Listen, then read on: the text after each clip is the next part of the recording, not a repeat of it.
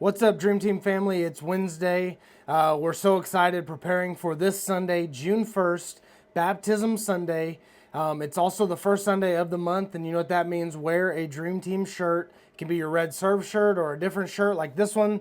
Maybe you've got it at a Life Point Dream Team party or something like that. But all guest experience teams, we want you to just show up, show out, wear that shirt. It's going to be awesome. Also, we're going to have baptisms this weekend. Got a lot of people registered. Super excited about that.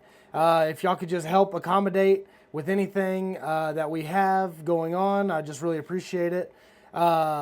This past week, we talked about choose joy. And I just wanted to just reiterate, hey, if you haven't made a gratitude list, talked about this 2 weeks ago, just however old you are, whether that's 2 or 32 or 52 or whatever that number is, hey, just make a gratitude list. Write out all the things that you're thankful for, thankful that God is doing and has done in your life. It can be something big, something small. We talked about this past Sunday how it's just crazy, even the small things. Like, of course, our God's doing big things, but isn't it so amazing that He's doing small things, small personal things in our lives as well? Things that we, maybe nobody else even knows about, or, if you were to tell the story, they'd be like, yeah, okay. But to you, it's something huge. Isn't it amazing that God loves us so much that He's doing those small personal things in our lives? And that just helps us choose joy. When, you're going through certain things, you go through that gratitude list and you add one every year on your birthday, and you just go through it and you're just reminded of all the things that God has done in your life. And obviously, that's a super small list compared to all the things that He has done. Of course, you can make it longer if you want to. But just challenge you to just start there. Hey, just start with 40 or whatever that number is. Start there, add one every year on your birthday. If that's not enough, just keep on adding, keep writing. God's doing amazing things here at Life Point. We've had almost 200 people baptized so far this year. I think we're going to surpass that this Sunday. Super excited. Just Tiny Town's coming soon. It's amazing. Things are awesome. You guys are truly making a difference. And speaking of making a difference, I just wanted to reiterate our mission, vision, and values. And hey, these aren't just things that happen on a Sunday and it's something you like a switch you turn on Sunday morning and turn it back off Sunday afternoon. This is something you can take with you 24/7. The mission to lead people to be fully devoted followers of Jesus. I just want to challenge you, just memorize that. Just say, hey, what am I doing? And just remember, to lead people to be fully devoted followers of Jesus is your goal. That's why you should be doing everything that you do. Hey, why do you work at an accounting firm or a car dealership or whatever? Hey, I work there because this is where God's called me, and somehow, some way, through doing that, I want to be able to lead people to be fully devoted followers of Jesus. However that looks for you, everyone's situation is different, but that should be your goal. That's the Great Commission. Our goal and our mission that Jesus left us with is to go and make disciples. And in doing that, Pastor Mike and Stephanie have given us an amazing vision, right? Know God, find freedom, discover purpose, and make a difference. Memorize those 4 things. It'll help you. I want you to get fully involved in all 4 of those things. Hey, Sundays are for the one, right? On Sunday, I come in. My whole goal is to reach one person for Jesus. If one person comes in and gets to know Jesus, that's a victory. That's amazing. That's a win. That's what Sundays are for. Know God. Sunday is for the one. And then find freedom, right? We find freedom in small groups. Please, please, please, please, please, don't be watching this video and not be in a small group. If you're not in a small group and you're watching this video, turn this video off, jump on the website, join a small group now. Freedom and Discipleship groups launch, I believe, June 16th. Men, Keys to Freedom. It's an amazing group. It's an amazing way to just find like things that you may not even think are bothering you. Keys to Freedom, obviously Strong Men's Night. Ladies, there's tons of options for you as well.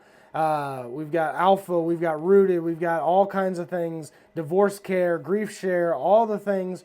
And then we got all the home groups. Don't watch this video and not be in a small group. Small groups are where you find community, where you find freedom. You don't want to you don't want to try and build community in the midst of something going on. You want to have that community so when something goes on, it's there, it's set up, and that's how you do that through small groups. And then discover purpose.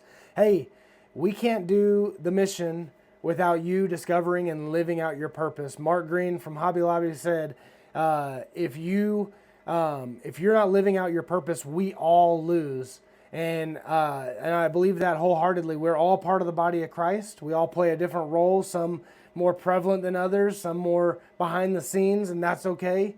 But we're all part of the body, and we need the whole body to make it work. And so don't skip by. Don't just say, hey, I went to Growth Track, I'm good.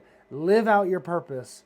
And then through living out your purpose, make a difference. You guys are making a difference day in and day out, serving at YAPAC, serving in all these other capacities, greeters, ushers, parking, all these things.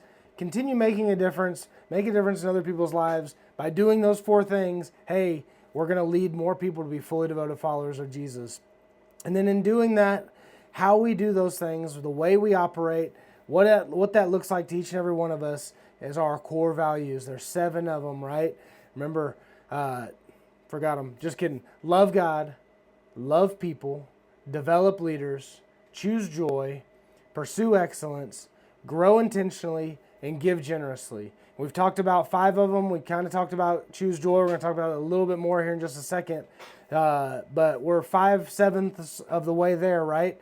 I want y'all to be culture carriers. I don't want everything to fall back on, does Jeremy carry the culture?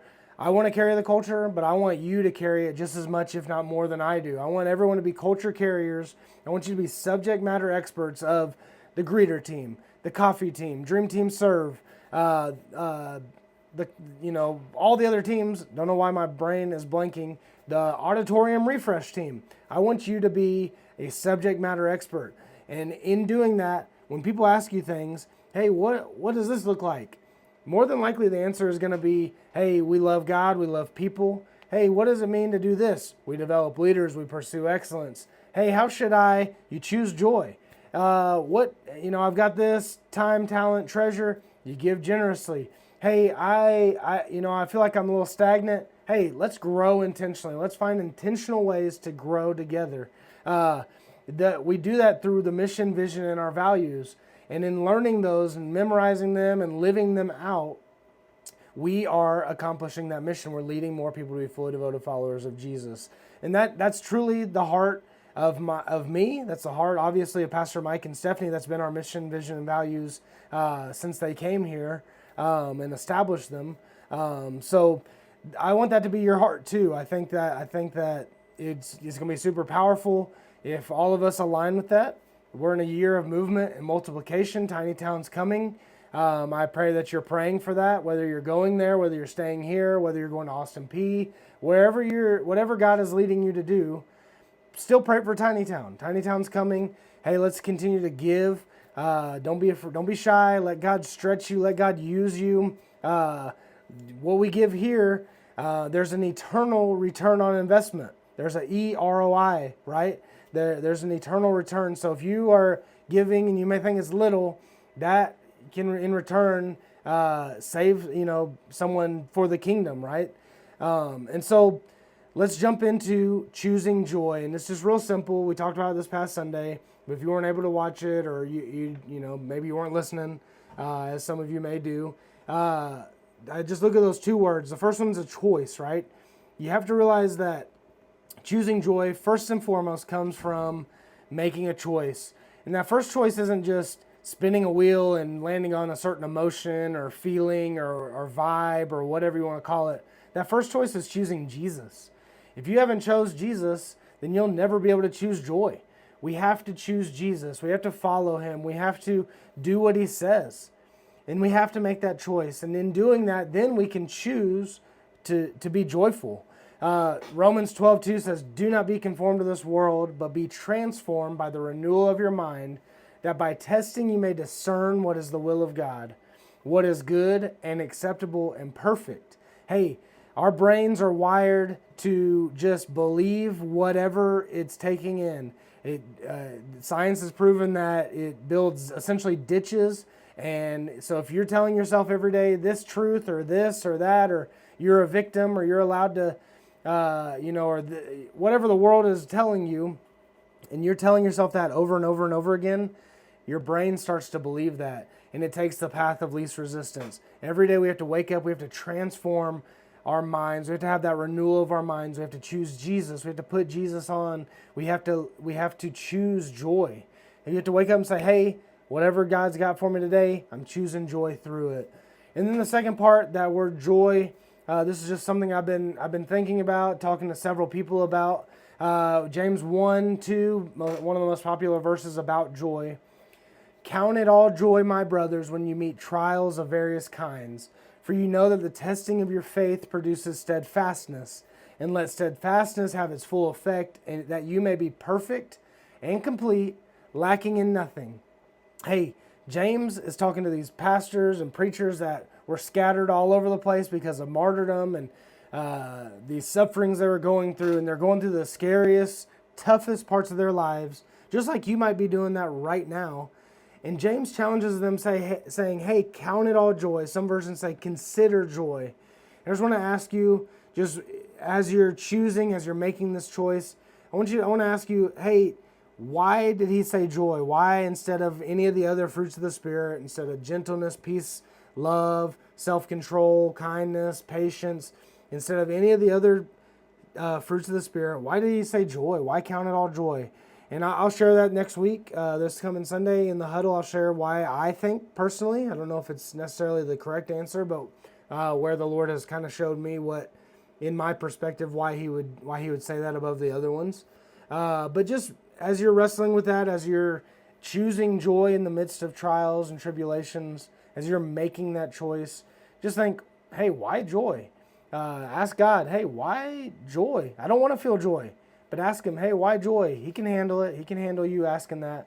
Hey, thank y'all so much. I appreciate y'all watching this video. Remember, serve shirts this Sunday, and then we're getting those other ones ordered, so super excited about that. Peace out.